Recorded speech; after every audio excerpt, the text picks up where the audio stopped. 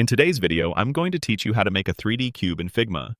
Creating a convincing 3D object like a cube in a 2D design tool like Figma might seem a bit tricky at first, but with a few clever tricks and the right approach, it's quite achievable.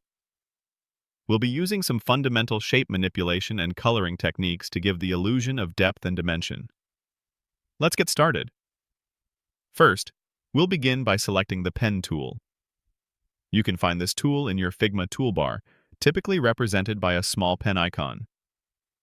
The Pen tool is incredibly versatile and allows us to draw custom, vector-based shapes with precision. For our cube, we'll use it to define the initial faces. Click on the Pen tool to activate it and get ready to draw your first shape. Next, using the Pen tool, we're going to create the first face of our cube. Think of this as one side of your 3D shape. We'll draw an elongated square, which is essentially a rectangle. Click to set your first point, then click again for the second, third, and fourth points to form a closed path.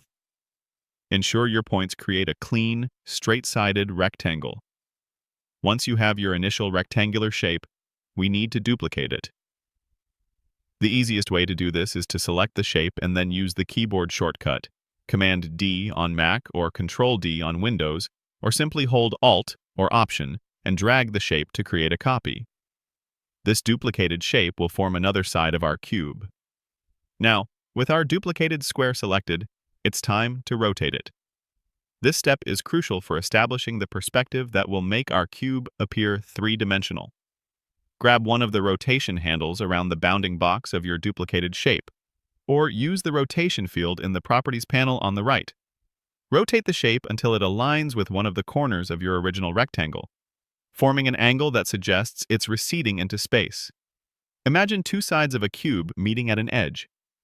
You might need to adjust its position slightly to ensure it connects cleanly with the first shape you drew.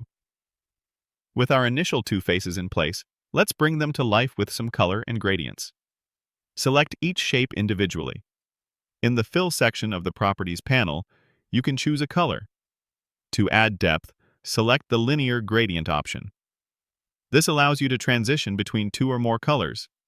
For a realistic 3D effect, choose slightly different shades of the same base color for your gradient endpoints, or even different hues to simulate a light source hitting different faces.